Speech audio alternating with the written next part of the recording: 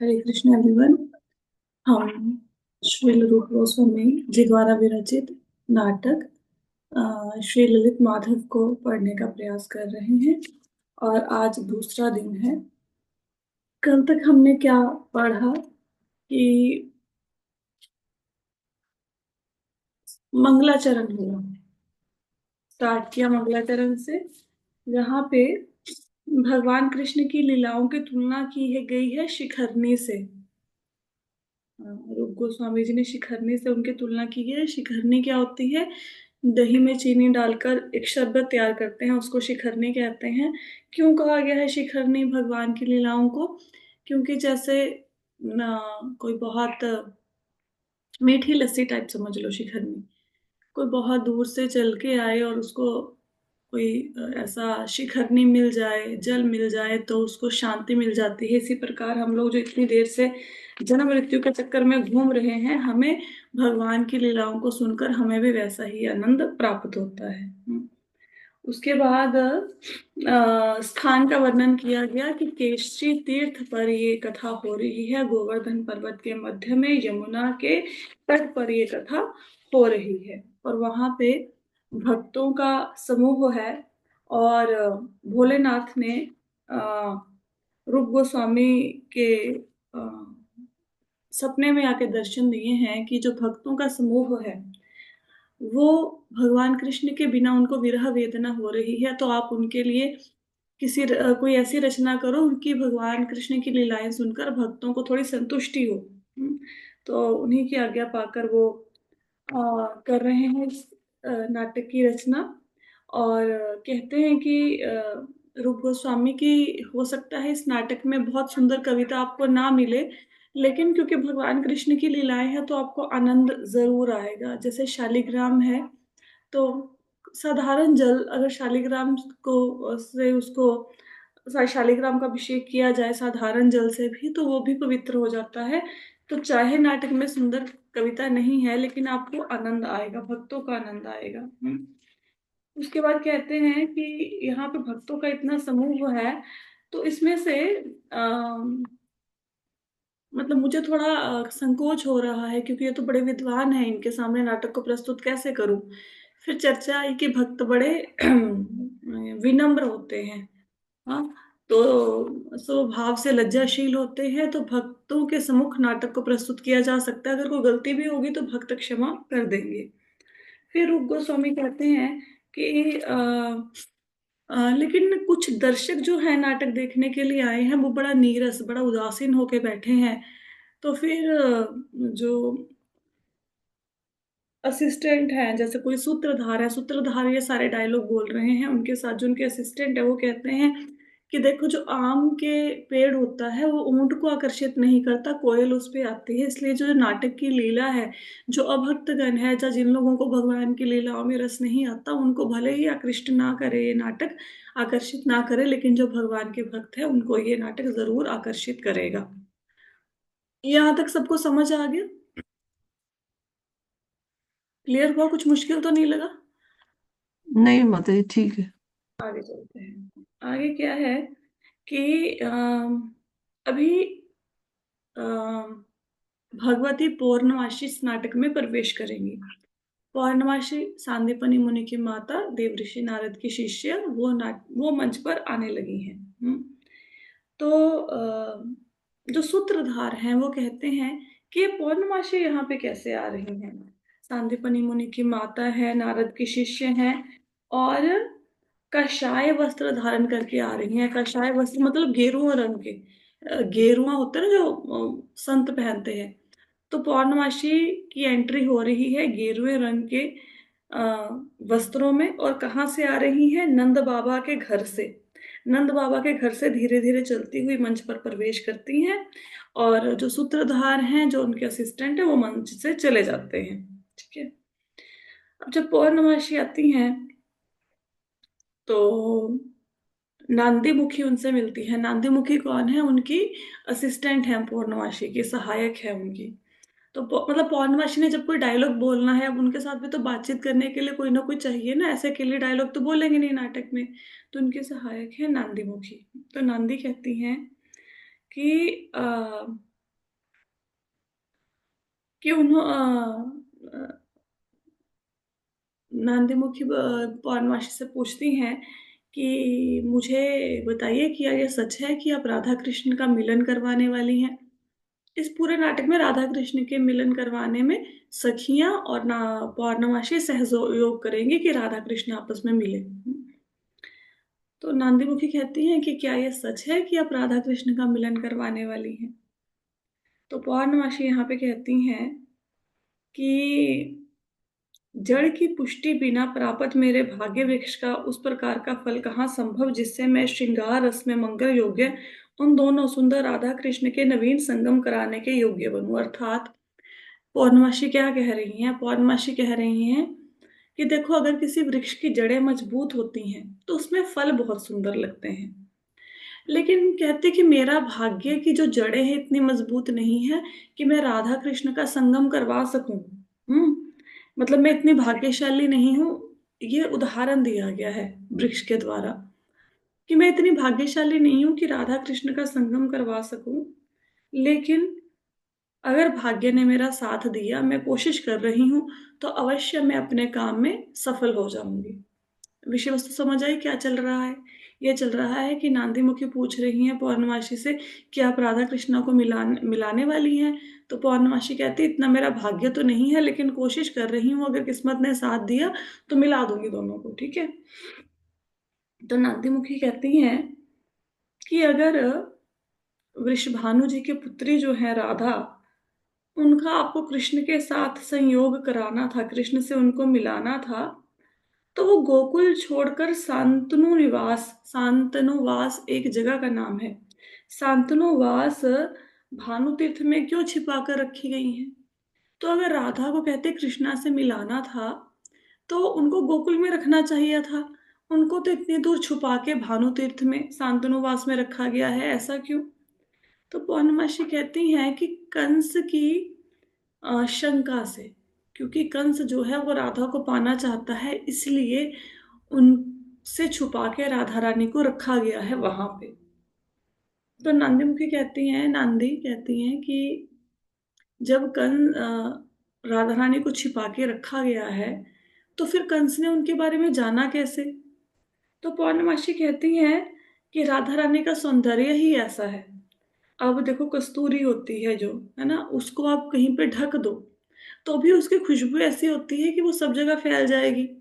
जैसे ऐसे होता है ना, हमारे घर में कुछ बन रहा है, सपोज कढ़ी बन रही है, तो उसकी खुशबू ऐसी होती है कि वो फैल जाती है, बता देती है कि इनके घर में ये चीज बन रही है। हलवा बन रहा है तो पता लग जाता है किसी के घर में हलवा बन रहा है। तो राधा रानी को छुपा के रखा गया, लेकिन उनका गुण, उनके सौंदर्य ऐसे हैं कि अपने आप ही वो गुण और सौंदर्य का प्रकाश हो गया और कंस को पता लग गया कि राधा रानी यहाँ पे है। तो फिर पूछते हैं कि गोकुल में वो कैसे आई? तो नांदी पौर्णमासी को बताती हैं कि यशोदा की जो दाई है, यशोदा माता की जो दाई है, मुखरा, उन्होंने अपनी नातिन राधा को, उनकी जो दोहती है राधा, उनको गोकुल में ले आई वो, और जो जटिला का बेटा है अभिमन्यु, उसके साथ उसका विवाह करवा दिया। हम्म, तो लेकिन उसकी शादी तो कृष्ण के सिवाय किसी से हो नहीं सकती थी। ये सब कुछ जानकर भी आप निश्चिंत क्यों हैं? तो यहाँ पे नांदीमुखी बोल रही हैं कि हालांकि यशोदा भानु तीर्थ पर थी, लेकिन जो उसकी नानी है वो उसको यहाँ पे ले आई गोकुल में, उसका विवाह करा दिया अभिमन्यु से। ये सब सुनकर आप इतने आराम से क्यों बैठी हैं? क्योंकि राधा तो भगवान कृष्ण के सिवाय किसी को स्वीकार नहीं करेंगी, तो इन दोनों की शादी कैसे हो गई, है ना? पौर्णमासी कहती हैं कि ये तो योग माया ने शादी कराई है धोखा देने के लिए, कि भाई अभिमन्यु और राधा की शादी हो गई है। वैसे तो सब कुछ सारी कृष्ण की प्रेमिकाएं हैं, जितनी गोकुल की गोपियां हैं ये कृष्ण की प्रेमिकाएं हैं। ये तो माया ने सबको धोखा देने के लिए दोनों की शादी करा दी है, अभिमन्यु और राधा रानी की। तो नांदी कहती हैं कि अच्छा, इसलिए आप आराम से बैठ गई हैं कि ये तो झूठ मूठ की शादी है, माया ने करवाई है। और शायद आप इस लिए भी प्रसन्न हैं कि राधा रानी अभी गोकुल में आ गई हैं, भानु तीर्थ से गोकुल में आ गई हैं। तो पौर्णमासी कहती है कि हाँ, बिल्कुल सही बात है, राधा रानी गोकुल में आ गई हैं। कंस की मेरी चिंता खत्म हो गई क्योंकि दोनों का विवाह हो गया, अभिमन्यु और राधा रानी का। लेकिन अब मेरी दूसरी चिंता शुरू हो गई है। तो नंदी कहती, वो कौन सी चिंता शुरू हो गई है? तो पौर्णमासी कहती है कि यह जानकर कि जो कृष्ण नाम का भंवरा है, उसको राधा में आसक्ति है। मतलब इसका अर्थ क्या है कि जो कृष्ण है, क्योंकि उनकी राधा में आसक्ति है, ये जानकर जो अभिमन्यु है वो उनको दूसरे वन में लेके जाना चाहता है कि जब तक यहाँ पे रहूंगा तब तक तो राधा कृष्णा मिलते रहेंगे, तो मैं इसको दूसरे वन में ले जाता हूँ। हम्म। तो मतलब गोकुल से हटाकर जो अभिमन्यु है वो राधा रानी को मथुरा में लेके जाना चाहता है। ये पौर्णमासी की चिंता का कारण है। तो नांदी कहती हैं कि वहां पे फिर योग माया फिर से कोई माया रचाएंगी, वो अपने आप हल करेंगे इस बात का। तो पौर्णमासी कहती कि क्या पता योग माया हल करेंगी कि नहीं करेंगी, या इस विषय पे चुप करके बैठ जाएंगी। तो नांदी कहती फिर दूसरा क्या उपाय है, अभिमन्यु को कैसे रोका जाए कि राधा रानी को लेके मथुरा ना जाए। तो पौर्णमासी कहती हैं कि मैं मीठे और चतुर वचनों के द्वारा अभिमन्यु को रोक लूंगी। अभिमन्यु जो इस नाटक का करेक्टर है, राधा रानी का जो पति है, वो थोड़ा सा मूर्ख दिखाया गया है। वो बातों में आ जाता है फटाफट, उसको थोड़ा बातों में लिया जा सकता है, कानों का कच्चा है। तो पौर्णमासी कहती है कि मैं अपनी वाक चतुराई से, मैं अपनी बातों में लगाकर उसको वहां पे जाने से रोक लूंगी अभिमन्यु को। तो फिर नांदी पूछती हैं कि कंस की जो गौएं हैं उनकी रक्षा करने वाला जो उनका अध्यक्ष है, उनका जो सुपरवाइजर है गोवर्धन, जो जब चंद्रावली कृष्ण से मिलती है तो वो गुस्से क्यों नहीं होता? उसको भी तो गुस्से होना चाहिए, जैसे अभिमन्यु को गुस्सा आ रहा है कि राधा रानी और कृष्ण से मिलती हैं। तो ये गोवर्धन को गुस्सा क्यों नहीं आ रहा जब उसकी पत्नी चंद्रावली कृष्ण से मिलती है? तो पौर्णमासी कहती है कि कंस ने उसको बहुत बड़ा काम दिया गया है, तो वो कंस के नजदीक है, थोड़ा सा राजा के नजदीक है जो गोवर्धन है। तो वो ऐसी बातों पर विश्वास नहीं करता, उन्हीं कामों में लगा रहता है, कंस के कामों में, कि चंद्रावली कृष्ण से मिलती है, वो थोड़ा सा इन बातों की तरफ ध्यान नहीं देता। तो नांदी पूछती है कि चंद्रावली कृष्ण से कैसे मिली? पौर्णमासी कहती है कि उनको तो देखते ही एक दूसरे से प्रेम हो गया, जब चंद्रावली और कृष्ण ने एक दूसरे को देखा। तो मेरे को तो कुछ करना ही नहीं पड़ा। हम्म, मेरे लिए तो ये ऐसा था जैसे पिसे हुए चूरन को पीसना। अब चूरन पिसा हुआ है, उसको, उसका पाउडर बन गया, उसको और कितना पीसोगे? तो कहती मुझे कुछ करना ही नहीं पड़ा, चंद्रावली ने कृष्ण को देखा, कृष्ण ने चंद्रावली को देखा, उनको प्रेम हो गया, मुझे कुछ करना ही नहीं पड़ा। अब नांदी कहती हैं कि अच्छा, आप यहाँ पे, आपके अंदर ऐसी प्रेम की भावना क्या उत्पन्न हुई कि आप तो उज्जैनी में थी, उज्जैनी छोड़कर गोकुल कैसे आ गई? पौर्णमासी को पूछती हैं कि आप गोकुल में कैसे आ गई, आप तो उज्जैनी में थी। तो पौर्णमासी कहती हैं कि मेरे गुरु ने मुझे आप उपदेश दिया है। हाँ, कि नारद मुनि ने पौर्णमासी को उपदेश दिया है कि भाई, जो भविष्य में भगवान कृष्ण है वो गोकुल में अवतार लेंगे, तो आप उज्जैनी छोड़कर गोकुल जाइए। तो नांदी कहती हैं, क्योंकि पौर्णमासी कौन है? सांदीपनी मुनि की माता है। तो नांदी पूछती हैं कि क्या सांदीपनी मुनि को पता है कि आप यहाँ पे गोकुल में हैं? तो पौर्णमासी कहती हाँ, उनको पता है। तो कहती उनका बेटा जो है मधुमंगल, उन्होंने इसको मेरे साथ भेजा है मेरी सेवा के लिए। हम्म। तो नांदी कहती कि ये तो मधुमंगल पर विशेष कृपा हो गई है सांदीपनी मुनि की, और अब ये प्रिय सखा बन गए हैं भगवान कृष्ण के, उनके साथ साथ रहते हैं मधुमंगल। तो फिर आगे होता है कि राधा, नांदी कहती हैं कि राधा रानी की, पौर्णमासी नांदी को कहती हैं कि राधा और कृष्ण का परस्पर स्नेह बढ़े, वो दोनों आपस में मिले, इसके लिए मैं तुम्हारी ड्यूटी भी लगाती हूँ। तो नांदी कहती हैं कि राधा रानी की प्रीति तो बहुत अधिक है कृष्ण में। तो पौर्णमासी कहती है कि तुम्हें कैसे पता लगा? तो नांदी कहती हैं कि जब भी बातचीत होती है उसमें कोई कृष्ण नाम लेता है बातों बातों में, तो उनको भाव विभोर हो जाती हैं, उनको रोमांच होना शुरू हो जाता है, वो प्रेम में विह्वल हो जाती हैं कृष्ण नाम सुनते ही। तो पौर्णमासी कहती हैं बिल्कुल सही बात है। कृष्ण कृष्ण नाम का क्या अर्थ होता है? सर्वाकर्षक। तो कहते हैं कि जब दो शब्दों वाला कृष्ण नाम किसी की जुबान पर आता है, तो वो कहता है कि मेरे एक मुख नहीं, मेरे हजारों मुख हों जिनसे मैं असंख्य बार कृष्ण नाम ले सकूं। और जब कृष्ण नाम किसी के कानों में पड़ता है तो व्यक्ति कहता है कि मेरे एक कान नहीं, मेरे हजारों कान हों जहां से मैं कृष्ण नाम को सुन सकूं। और जब कृष्ण नाम जब किसी के हृदय के अंदर जाता है तो इंद्रियां काम करना बंद कर देती हैं, वो कृष्ण नाम में उनकी रति हो जाती है, उनकी प्रीति हो जाती है। तो नंदी कहती हैं कि जो ललिता और विशाखा है और सूर्य राधा रानी है, ये सब सूर्य देव की आराधना करती हैं। हम्म?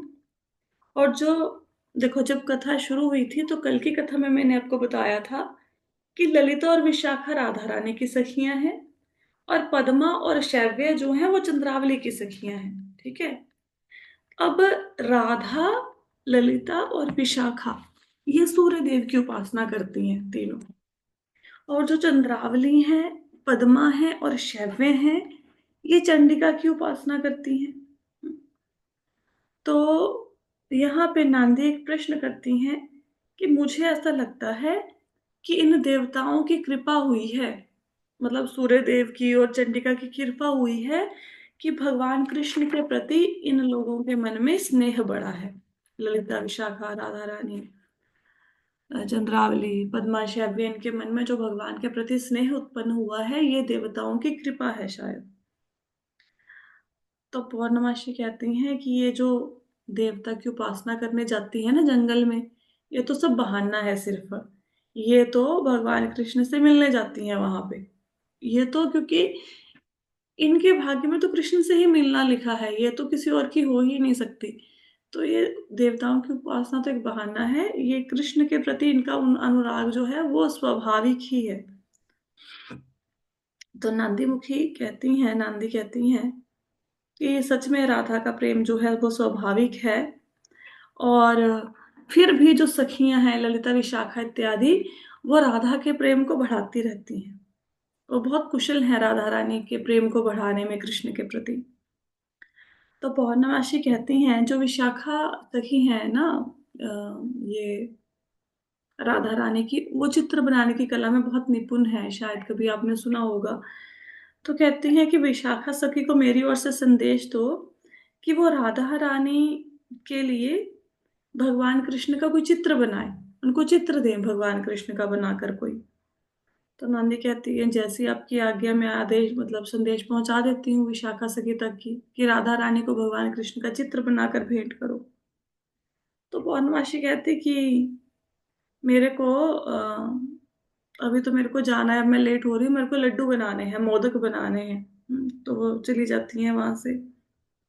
तो नंदी कहती हैं देखिए सामने बलराम, मधुमंगल, श्रीधाम आदि के साथ भगवान कृष्ण गोकुल से निकल रहे हैं जंगल में गैया चराने के लिए।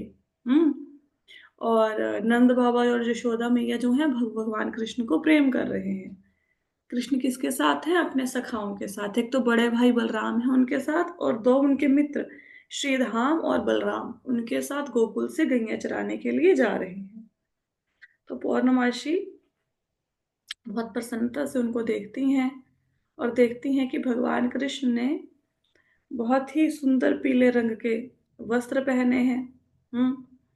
और वन पुष्पों की माला धारण करी हुई है, और अलग अलग प्रकार की मणियों से, अलग अलग प्रकार की मणियां भगवान कृष्ण के शरीर को शोभायमान कर रही हैं। तो कहती हैं कि ठीक है, मुझे तो लड्डू बनाना है, मैं तो चलती हूँ, तुम विशाखा के पास जाओ और उनसे चित्र बनवाओ भगवान कृष्ण के लिए। वो चली जाती हैं मंच से। तो यहाँ पे एक प्रथम अंक का हमारा कंप्लीट होता है, इसके साथ ही प्रथम अंक। हम्म। तो प्रथम अंक में मैं एक बार रिवाइज करवा देती हूँ क्या पढ़ा हमने। हमने मंगलाचरण पढ़ा, मंगलाचरण के बाद नाटक शुरू हुआ। नाटक शुरू होने के बाद स्टेज पर आए पौर्णमासी और नांदीमुखी। तो नांदीमुखी ने पौर्णमासी को बोला कि आप राधा कृष्ण का मिलन करवाना चाहते हो। तो पौर्णमासी कहती कि मेरा ऐसा भाग्य कहाँ। हाँ, लेकिन अगर भाग्य मेरे अनुकूल रहा, किस्मत अच्छी हुई, तो मैं दोनों को मिला पाऊंगी। तो नांदीमुखी पूछती हैं कि राधा रानी छुपाकर भानु तीर्थ पर क्यों रखी गई हैं। तो अगर उनको कि कृष्ण से मिलना है, तो पौर्णमासी बताती हैं कि कंस के डर से, क्योंकि कंस उनको प्राप्त करना चाहता है। तो नांदीमुखी पूछती हैं कि फिर कंस ने कैसे प्राप्त किया, क्या कंस को कैसे पता लगा कि राधा रानी यहाँ पे है। तो कहती राधा रानी के गुण ही ऐसे हैं, जैसे कस्तूरी कस्तूरी को कहीं पे छुपा दो, वो उसकी खुशबू ही प्रकट कर देती है कि कस्तूरी यहाँ पे पड़ी है। तो राधा रानी के गुणों से प्रकट हो गया कि वो कहाँ पे है। तो फिर बताती हैं कि राधा रानी की जो नानी है मुखरा ने उनको गोकुल में लाकर अभिमन्यु से विवाह कर दिया, वो गोकुल में आ गई हैं। तो फिर नांदीमुखी पूछती हैं फिर तो आपको कोई चिंता का विषय नहीं रहा। तो कहती नहीं, मेरी चिंता का विषय है अभिमन्यु, जो है अभिमन्यु लेके जाना चाहता है राधा रानी को गोकुल से मथुरा, क्योंकि उनको लगता है कि कृष्ण की राधा रानी में अनुरक्ति है। तो कहते फिर क्या किया जाए। तो पौर्णमासी कहती है कि मैं अपनी बातों में उलझाने की कोशिश करूंगी अभिमन्यु को कि वो यहाँ से ना जाए। तो नादिमुखी पूछती है कि भाई फिर चंद्रावली भी तो मिलती है, गो तो उसका पति गोवर्धन तो कुछ नहीं कहता जब वो कृष्ण से मिलती है। तो पौर्णमासी कहती है कि वो अपने राजकाज के कामों में लगा रहता है, कंस ने उसको अपने गौओं का अध्यक्ष नियुक्त किया है, उसमें लगा रहता है, उसको टाइम ही नहीं है, फुर्सत ही नहीं है कि ना ही वो इन बातों पर ध्यान देता है। तो फिर कहती हैं नांदीमुखी की ये जो राधिका है वो सूर्य देव की आराधना करती हैं, राधिका उनकी सखियां चंद्रावली चंडिका चंडिका की उपासना करती हैं। तो इन देवी देवताओं से उनको वरदान मिला होगा कि कृष्ण के प्रति उनका प्रेम हो। तो पौर्णमासी कहते हैं कि इनको तो स्वाभाविक ही प्रेम है, देवी देवताओं ने इसमें कुछ नहीं किया, इनको स्वाभाविक प्रेम है। और कहते हैं कि विशाखा सखी को बोलो कि राधा रानी के लिए भगवान कृष्ण का चित्र भेंट करें। खुद लड्डू बनाने चली जाती है और भगवान कृष्ण का मंच पर प्रवेश होता है बलराम मधुमंगल के साथ, श्रीधाम के साथ। वो गैया चराने जा रहे हैं और नंद बाबा और यशोदा माता उनको प्रेम कर रहे हैं। समझ आया यहाँ तक सबको? ठीक है ना? एक्चुअली एक दो बार इसलिए पढ़ा देती हूँ क्योंकि नया नाटक है, ताकि कई बार बातें याद रखनी मुश्किल हो जाती हैं, आपको थोड़ा समझ आ जाए। तो भगवान कृष्ण कहते हैं यहाँ पे उनका प्रवेश हो गया।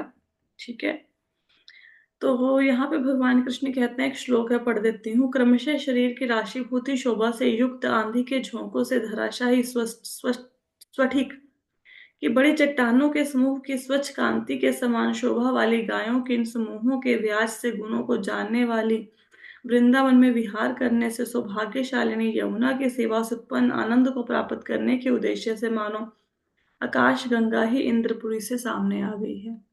इस श्लोक का क्या अर्थ है? यहाँ भगवान कृष्ण कहते हैं कि वृंदावन में जो गौएं हैं वो कौन से रंग की हैं? धवल कांति की, सफेद रंग की हैं।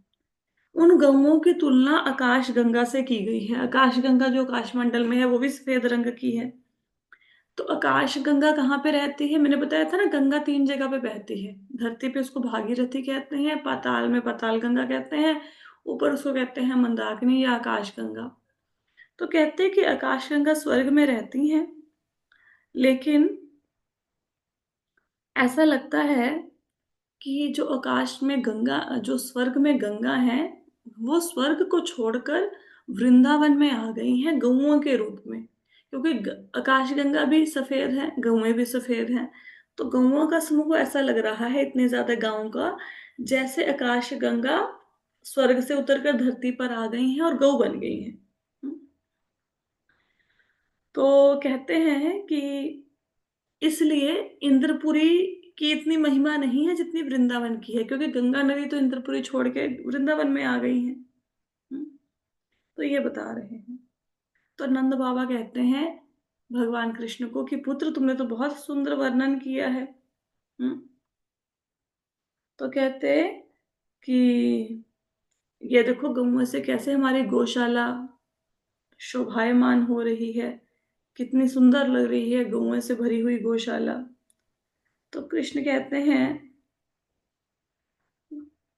कि पिताजी चलते चलते बहुत दूर तक हमारे साथ आ गए हैं, कि इनको बोलो कि अब ये वापस लौट जाएं, गौशाला में प्रवेश करें माता के साथ। तो यशोदा कहती हैं भगवान कृष्ण को कि जब दोपहर होती है तो तुम्हें गौशाला की याद क्यों नहीं आती? मैं तुम्हारे लिए इतनी मिठाइयाँ बनाती हूँ, तुम यहाँ पे वापस क्यों नहीं आते हो? दोपहर के टाइम पे गैया चराने जब जाते हो तो तुम्हारे लिए जो मैं मिठाइयाँ, जो पकवान बनाती हूँ वो सब के सब ठंडे हो जाते हैं।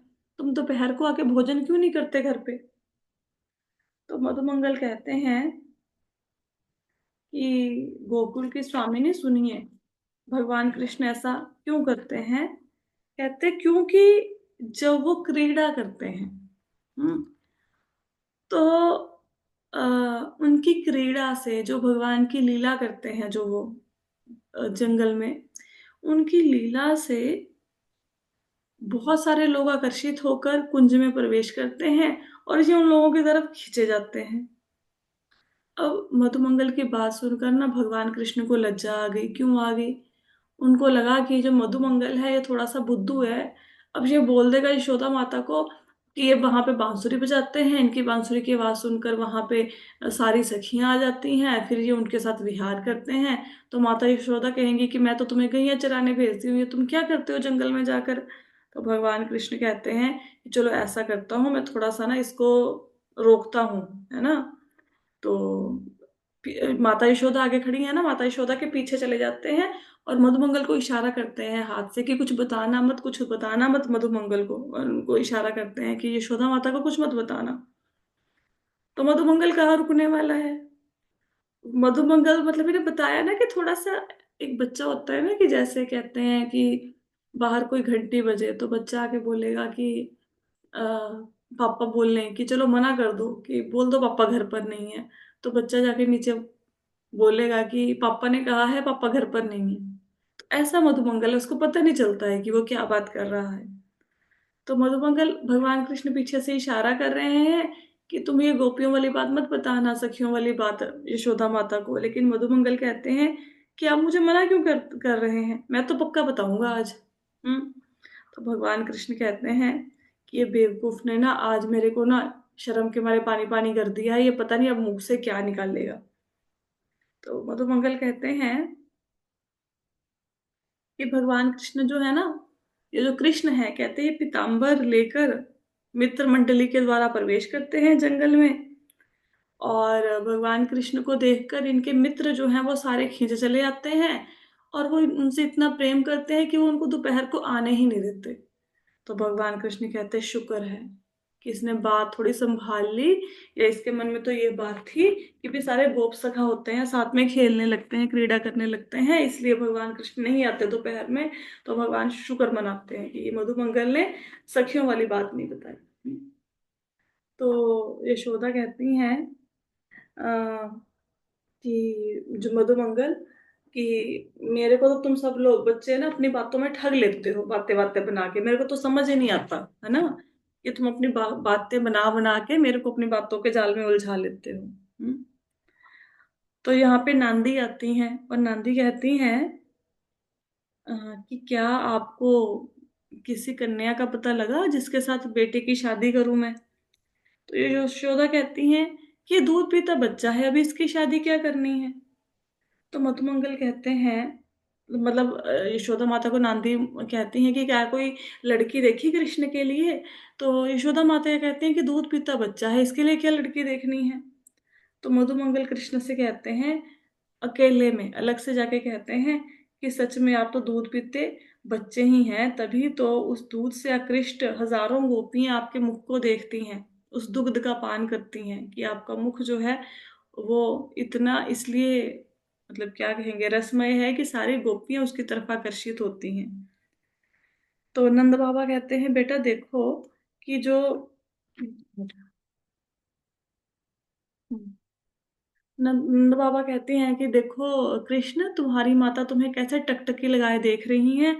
और देखो मतलब यशोदा माता को भगवान कृष्ण की प्राप्ति थोड़ा वृद्धावस्था में जाके हुई थी, लेकिन भगवान कृष्ण को जब यशोदा माता देखती थी टकटकी लगा के, तो उनके स्तनों में दूध आ जाता था।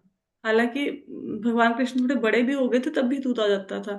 तो नंद बाबा कहते हैं कि देखो तुमसे माता कितना प्रेम करती हैं, कि तुम्हें देखे जा रही है, और उनके स्तनों से दूध आना शुरू हो गया है। और कहते हैं कि तुम्हें देखकर मुझे भी अपार आनंद मिल रहा है। तो कृष्ण कहते हैं आ, कि पिताजी देखो, जो गायें हैं ना, इन सबको अब लगी है भूख। कृष्ण गैया चराने जाते थे, मतलब क्या, कि गैया वहां पे घास खाती थी, है ना, जंगलों में। तो कहते हैं कि देखो पिताजी, सारी गायों को भूख लग गई है, लेकिन मैं आपसे बातचीत कर रहा हूँ तो ये मुझे कुछ कह नहीं रही। ये भूखी ही मेरी प्रतीक्षा कर रही हैं कि मैं कब चलूं यहाँ से। अब ऐसा करो, आप दोनों लौट जाओ, आप दोनों वापिस गौशाला में लौट जाओ। आप मेरे को छोड़ एक्चुअली नंद बाबा और यशोदा मैया कृष्ण को, जब वो जंगल में गैया चराने जा रहे हैं, तो उनके साथ कुछ दूरी के लिए आते हैं कि चलो छोड़ आए इसको जंगल तक। फिर बातें करते करते उनको पता ही नहीं लगता वो कितनी दूर निकल आए हैं। तो फिर कृष्ण कहते हैं कि वह वापस चले जाइए, गायों को भूख लगी है, मैंने जंगल में जाना है इनको चराने, वापस लौट जाइए। तो नंद बाबा कहते हैं ठीक है बेटा, जैसा तुम कहो। तो फिर नंद बाबा यशोदा माता के साथ वापस मुड़ जाते हैं। अब कृष्ण सामने देखते हैं, और वहां पे बलराम जी कहते हैं कि देखो वृंदावन कितना सुंदर लग रहा है। यहाँ पे बलराम जी को ना राम कहा गया है। तो जब राम शब्द आया होगा, उसको बलराम ही समझना है इस नाटक में, अगर आप कभी बुक खरीद के पढ़ेंगे तो। अगर बुक खरीद के पढ़ना भी है तो इंग्लिश में थोड़ा भानु स्वामी जी की बुक है, उससे आपको समझ आ जाएगा, वो थोड़ी इजी है। तो बलराम कहते हैं कि देखो, वृंदावन की लताएं कितनी सुंदर लग रही हैं, कैसे भौरे इस पे फूलों के ऊपर गुंजार कर रहे हैं। तो कृष्ण कहते हैं कि मधुमंगल, अब भगवान कृष्ण कैसे बताते थे सबको कि वो जंगल में आ गए हैं? वो बांसुरी बजा के बताते थे। उनकी बांसुरी जैसे ही बजाते थे, वो सबको पता लग जाता था कि कृष्ण जंगल में आ गए हैं, है ना। तो कृष्ण कहते हैं कि मैं ना मुरली के गीतों से वृंदावन में रहने वाले पशु पक्षियों को आनंदित करता हूँ, कि अब मैं मुरली बजाता हूँ, वृंदावन के जितने भी पशु हैं, पक्षी हैं, वो सारे आनंद में डूब जाएंगे। ठीक है, यह कहकर वो बांसुरी बजाना शुरू करते हैं।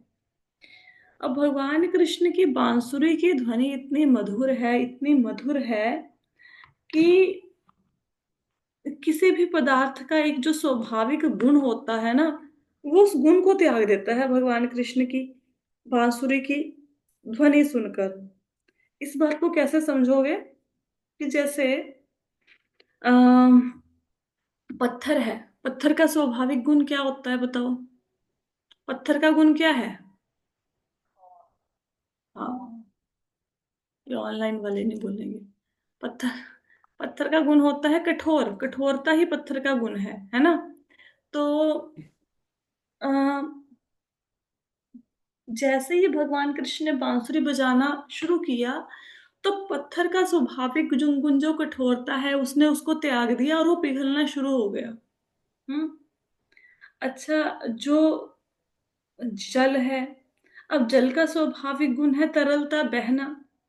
अब जल ने वहां पे जमना शुरू कर दिया भगवान की बांसुरी की ध्वनि सुनकर। हम्म। और जो नदियां हैं, जो नदियों के पानी से वृंदावन के जंगल, लताएं, पुष्प, इनकी सिंचाई होती है, उन सब नदियों ने उस नदी ने बहना बंद कर दिया। अब नदियां बहना बंद कर देती हैं, पत्थर गलने लगते हैं, पानी भी जमना शुरू हो जाता है। क्या, रुक जाता है, बहना ही बंद कर देता है। कैसे? भगवान की बांसुरी की तान को सुनकर, इतनी सुंदर तान है। अब मधुमंगल कहता है कि कृष्ण, वो एक्चुअली मधुमंगल तो उनको मित्र समझता है ना, तो उसके लिए तो कृष्ण भगवान नहीं है, तो वो तो हास परिहास करता रहता है कि अ, हाथ हिलाकर कहता है कि ज्यादा ना बनने की जरूरत नहीं है मित्र, तुम्हें कोई अहंकार करने की जरूरत नहीं है, ये बांसुरी ही इतनी मीठी है, इसलिए तुम बजाते हो, तो ये सब कुछ होता है, तुमने कोई स्पेशल कुछ नहीं किया। कि तुम्हारी बांसुरी ही बहुत सुंदर ध्वनि निकालती है, तुम सिर्फ इसको बजाते ही हो, और तुम्हें स्पेशल कोई गुण नहीं है। ऐसा कहते हैं। तो यहाँ पे कथा को हम लोग विश्राम देते हैं, क्योंकि अभी समय होने वाला है। तो सबको कथा की समझ आ गई? ऑनलाइन वालों को क्लियर हुआ कुछ? ठीक है जी। तो कथा को यहीं पे विश्राम देते हैं, बाकी कथा हम कल करेंगे। बेसिकली ये नाइट नाटक है, इसमें डायलॉग्स हैं। वो डायलॉग्स ही हम लोग पढ़ रहे हैं और आनंदित हो रहे हैं भगवान कृष्ण की कथा सुनकर। ठीक है जी, thank you so much everyone for joining the session. Hare Krishna.